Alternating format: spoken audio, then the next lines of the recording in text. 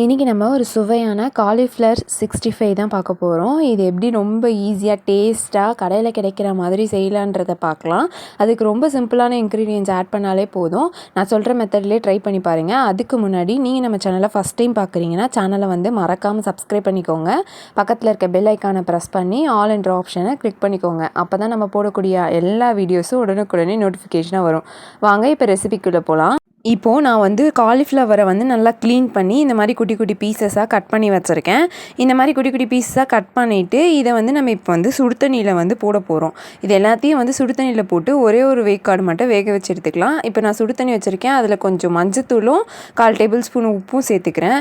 தண்ணி நல்லா கொதி வரும்போது இந்த குட்டி குட்டியாக கட் பண்ண காலிஃப்ளவரை இதில் சேர்த்துக்கலாம். இப்போது இந்த சுடு தண்ணியில் இதை கொஞ்ச நேரம் அந்த சுடு தண்ணியில் நல்லா மிக்ஸ் பண்ணி கொடுத்துட்டு ஸ்டவ் ஆஃப் பண்ணிடலாம். ஸ்டவ் ஆஃப் பண்ணிட்டு ஒரு 5 மினிட்ஸ் கழித்து நல்லா நான் ஒரு ஸ்ட்ரெயினர் எடுத்து இந்த மாதிரி ஸ்ட்ரெயின் பண்ணி வச்சுருக்கேன் அந்த தண்ணி எல்லாத்தையுமே. இப்போது நம்ம இதுக்கு தேவையான அந்த மிக்ஸை ரெடி பண்ணிக்கலாம். இப்போ ஒரு பாத்திரம் எடுத்துக்கலாம். அதில் 2 டேபிள் ஸ்பூன் ஆஃப் மைதா சேர்த்துக்கலாம். இப்போது 1 டேபிள் ஸ்பூன் கடலை மாவு சேர்த்துக்கலாம். 1 டேபிள் ஸ்பூன் இஞ்சி பூண்டு பேஸ்ட்டு சேர்த்துக்கலாம்.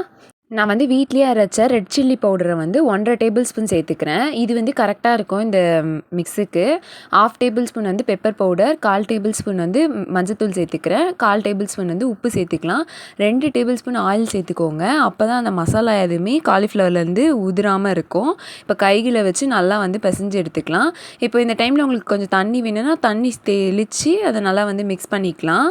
இப்போ பாருங்கள் நல்லா ஒரு பேஸ்ட் பதத்தில் இதை ரெடி பண்ணி எடுத்துக்கலாம்.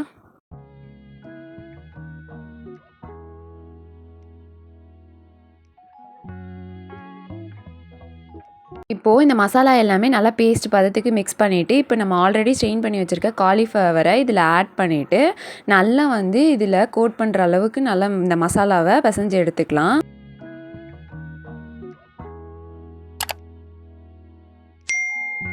இப்போ பாருங்கள் மசாலா எல்லாமே நல்லா பிசைஞ்சு எடுத்தாச்சு. இப்போ ஒரு கடாய் வச்சுருக்கேன். அதில் நல்லா ஆயில் சேர்த்து நல்லா கொதிக்க விட்டுட்டு இப்போ கொஞ்சம் கொஞ்சமாக அந்த மிக்ஸ் பண்ணி வச்சுருக்க காலிஃப்ளவரை இந்த ஆயிலில் ஆட் பண்ணி நல்லா பொரிச்சு எடுத்துக்கலாம்.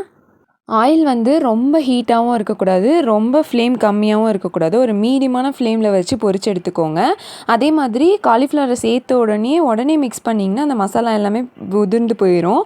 அதனால் நீங்கள் ஒரு 5 மினிட்ஸ் அந்த சலசலப்பு சத்தம் கொஞ்சம் குறைஞ்சதுக்கப்புறம் நீங்கள் மிக்ஸ் பண்ணி விட்டிங்கன்னா ரொம்ப கிறிஸ்பியாக மொறுன்னு இந்த காலிஃப்ளவர் ரெடி ஆகும். இப்போது பொரிச்செடுத்த காலிஃப்ளவர்ஸ் எல்லாமே நம்ம ஒரு டிஷ்யூ பேப்பரில் வச்சுக்கலாம். எக்ஸஸாக இருக்க ஆயில்ஸ் எல்லாமே அதை அப்சர்வ் பண்ணதுக்கப்புறம் நம்ம சர்வ் பண்ணிக்கலாம். இப்போது எல்லா காலிஃப்ளவரையும் ஆயிலேருந்து நம்ம பொரிச்சு எடுத்தாச்சு. இப்போ அடுத்து இருக்க பேட்சையும் போட்டு நம்ம நல்லா பொரிச்சு எடுத்துக்கலாம்.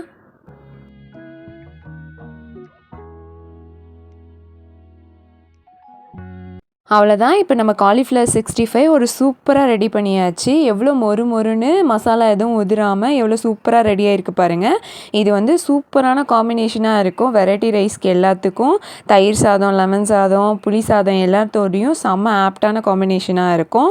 கண்டிப்பாக இதை நீங்களும் உங்கள் வீட்டில் ட்ரை பண்ணி பாருங்கள். இல்லைனா ஈவினிங் ஸ்நாக்ஸாக கூட இதை நீங்கள் ட்ரை பண்ணலாம். கிட்ஸுக்கெலாம் ரொம்ப பிடிக்கும். கடைகளில் கிடைக்கிற மாதிரி மசாலா உதிராமல் காலிஃப்ளவர் 65 சூப்பராக ரெடி பண்ணிட்டோம். இது உங்களுக்கு ரொம்ப பிடிச்சிருக்கும்னு நினைக்கிறேன். பிடிச்சிருந்தா நம்ம சேனலை லைக் பண்ணிக்கோங்க. உங்கள் ஃப்ரெண்ட்ஸோடையும் ஷேர் பண்ணிக்கோங்க. இதை மறக்காமல்